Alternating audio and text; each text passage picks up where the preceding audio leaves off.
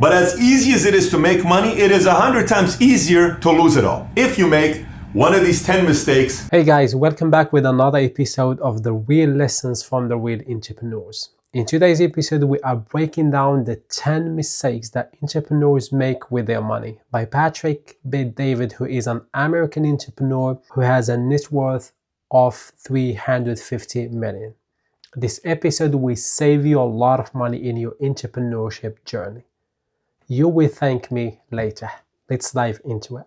Mistake number one, wasted services. What starts happening is all these Messiah consultants show up and they say, if you hire me, my expertise is knowing how to take your business to the next level. How much do you cost? I'm only $10,000 of consulting. You need to pay me. And you're just getting started. So you have all this fear that you don't know what you're doing. So you're kind of like, well, I'll pay this guy $10,000, but you only have $100,000. Now 10% of your money is gone. Then this other person shows up. I know how to create the website that's going to show you this, $3,500. I know how to PR and get you into the newspaper and the news because if you pay me $5,000. I know how to be your great. And next thing you know, you just lost $40,000 and you barely got the business started. So you got to keep in mind that you don't want to waste a lot of your money. So keep in mind, when you start a business, when you start making money, there are some people who will show up consistently to you offering their services or their products, trying to convince you that without their services or their products, your business is not going to be better or you can't make more money without their services. It's going to happen to every person, whoever go outside and start doing business. It's normal. People sharing their services, they want to sell their services or products, the same as you want to do.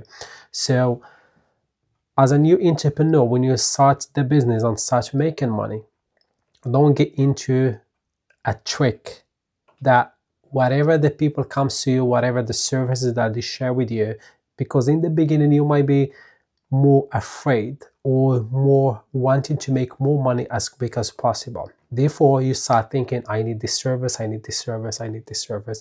And this has happened to me before. When I had my business in Morocco, in every week, minimum 4 to 5 people comes to me. Every week, there are new people come to me, showing me their designs, or some people, they say, your design is not as good as it should be. There is other competitors, they're doing something great. We can help you to change your design. Some people say, the equipments are not great. You can use our equipment. It will help you to do this and give a great product and stuff like that.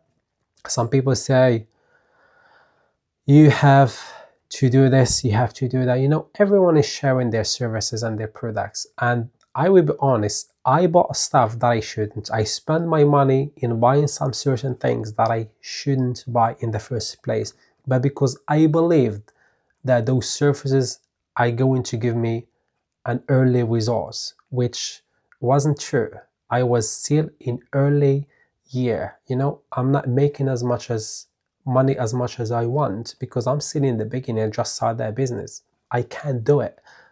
It takes time, it takes time to start making that money. And now while I'm sharing my stuff online, my coaching stuff, my content, there was always messages on Instagram or Facebook or on my emails, people asking to share their services with me, like editing my videos or helping me to get more subscribers, more views. And there was nothing wrong with what they do. They have to do this. They're making sales. They're trying to make money, which is understandable. But for me, it's more about trusting the process, putting in work and give it time. And buying the things that is important for me to build that business, if that makes sense. So when you try your business and start making money, don't rush the process. Don't start trying to get money as quick as possible. Because if you go with this idea that I need to make money, I need to make more money, I need to have more clients, more customers as quick as possible, that's where you're going to start spending your money on a different services. And you might not get the results. Don't rush the process. Put it at work, trust the process, and give it time to get better. Mistake number 2, legal. From the moment I started, 5 minutes later, I got sued. Okay, I got sued 5 minutes after starting the company. Now, when we got sued by a $400 billion company. What saved us is we had an incredible legal team. Because if I would have gone constantly bullied, I would have eventually won the case. But if they would have dragged it out 2 years later, I would have run out of money because these guys were pretty heavy duty. So I got different types of attorneys. I get 3 different firms. I have general counsel who handles my structural type of my business, LLC, C Corp, S Corp, how to structure it, stock options, equity, all this stuff, ESOPs, they do it. The other one is an industry, industry legal attorney that I hired. These guys are very expensive. The ones that I have, they're $1,200 an hour, $800 an hour, but they're phenomenal. Then the other one is marketing. So if you got a sales side, if you got a commission side on making sure that everything's being done properly, that's legal side. Make sure you fix all the legal side of your business, because you might say, oh, why do I need to pay this tax, or why should declare that I do this or I earn this? In the beginning, maybe nothing is going to happen, right? The first year or the first 2 months, nothing is going to happen. But certainly you're going to pay the price double. You're going to pay a heavy price. So to not get into that point when you have to pay double price, or you have to pay a lot of things, or there might be a problem happens and you have to shut down your business, because this is serious. You need to follow the rules. You need to pay the taxes. You need to declare what you have. You can't just work behind the scene. So it will be more beneficial for you that the money that you start making, you need to pay 2 things. The first money you start making, you need to pay 2 things: the legal side of your business and the people who works with you. The rest doesn't matter. If that means that you're not gonna get money in your pocket, it's okay. You're not supposed to get money in your pocket in the beginning. Manage should pay the people who work with you, and the manager should pay the legal side of your business, and the rest will come by the time, as we said earlier. It takes time to start making more money. Therefore, you will pay the legal side of your business, you will pay the people who work with you, you will buy different services, and you still have money in your pocket.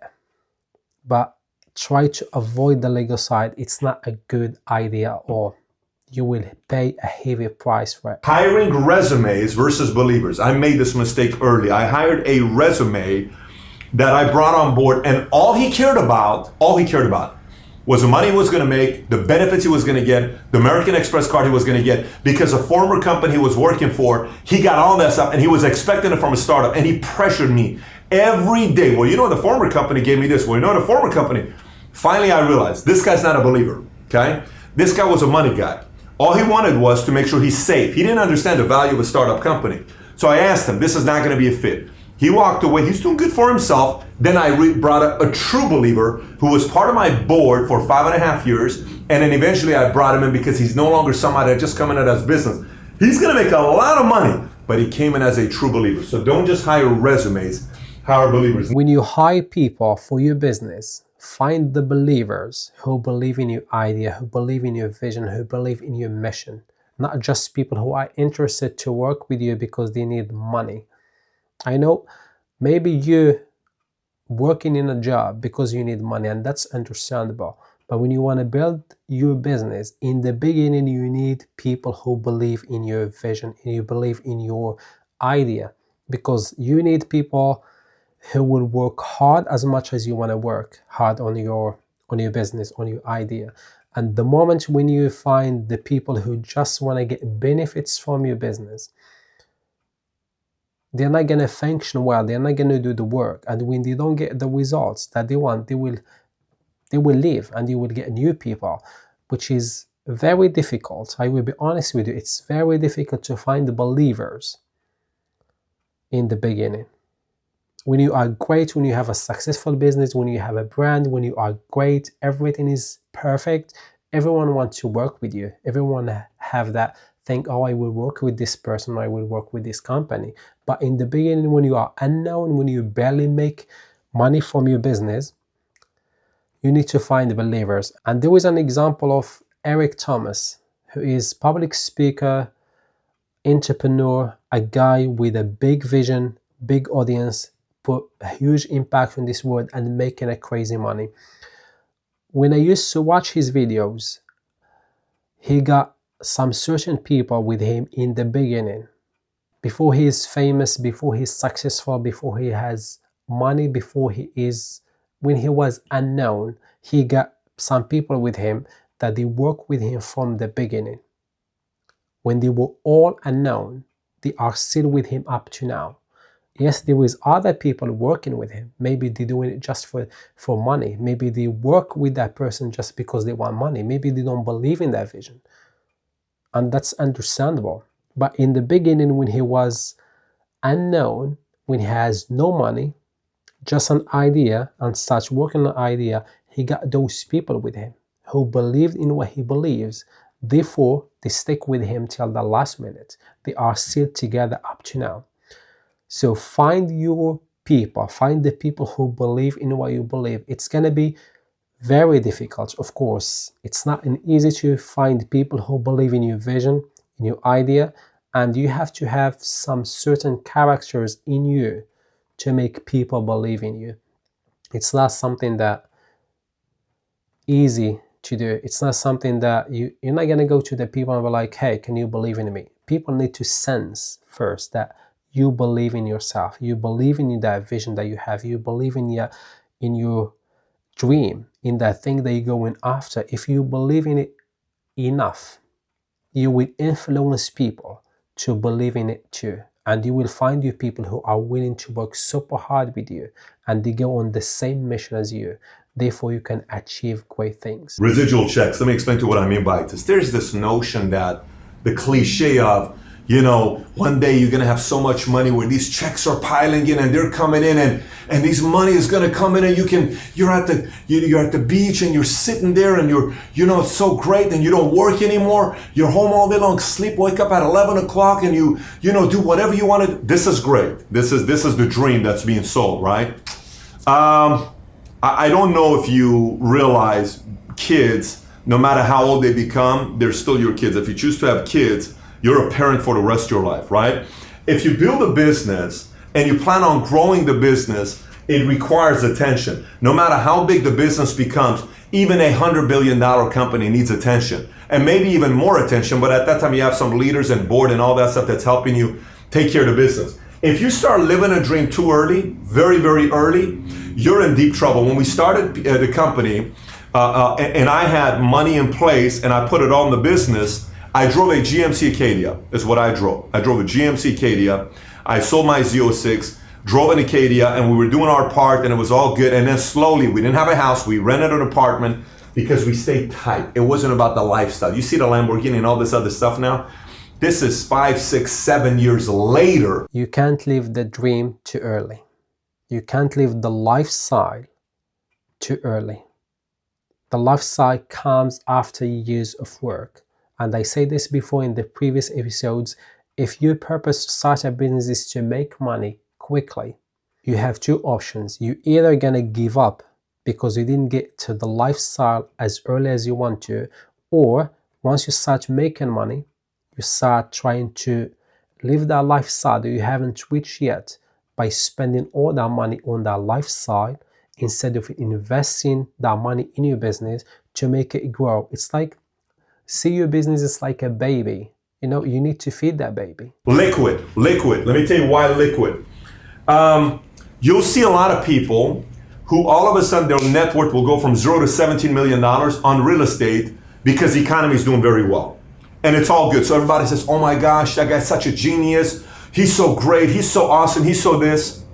I took over an office of somebody in Woodland Hills who at one point was worth $400 million. Okay? His net worth went from $400 million to $20 million in 2 years, is what happened to his net worth. You know why? Because he was all real estate and he wasn't liquid. And he thought real estate, the mortgage, all this stuff was going to constantly go up and up and up and up. And he was eventually going to be a multi-billionaire. That's fine. If somebody, you can go up there and put $100,000 on roulette and say it's going to be number 22. And if it comes up, your $100,000 becomes $3.6 million. There is a 1 in 36 chance that it's going to happen. So if it happens to somebody, it's awesome. That happens to a lot of people that become billionaires because they were at the right place, right time, real estate, all this stuff. That does happen. But I don't bet my money on exceptions. I bet my money on predictability factors. Let me elaborate. Every 10 years in the world or in a country, typically in America, some countries is more, but ours is generally 10 years.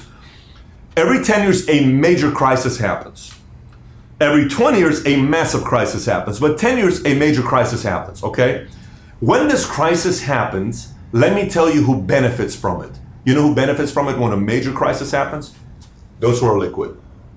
Those who are liquid. You see a lot of people that say, I never have cash. I never have cash.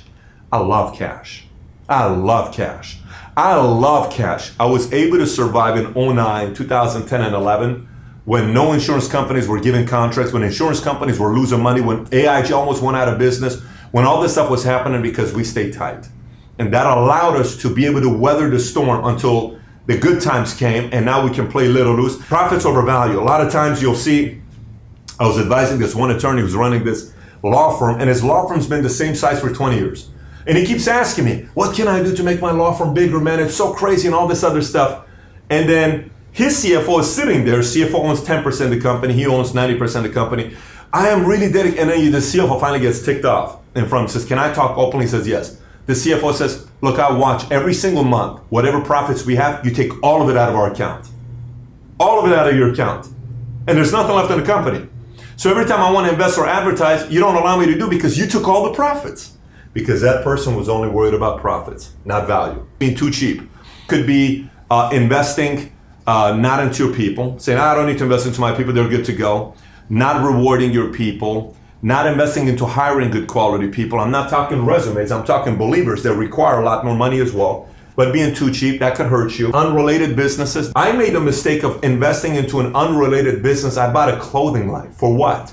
Waste of money. I lost a couple $100,000, and even worse than the money I lost time.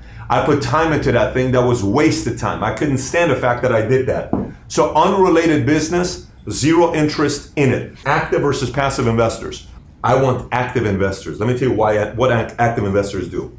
So imagine you got two guys giving you money. One is $5 million, one is $4 million, hypothetically. The active investor is going to introduce you to somebody that's going to give you a technology or a product or a relationship or an executive that's going to take your business from doing $17 million a year to all of a sudden $43 million a year, but he gave you $1 million less. But that value he brings in from his experience from the past took the value of the company 2x. Would you be interested in that? See, that's the active versus passive.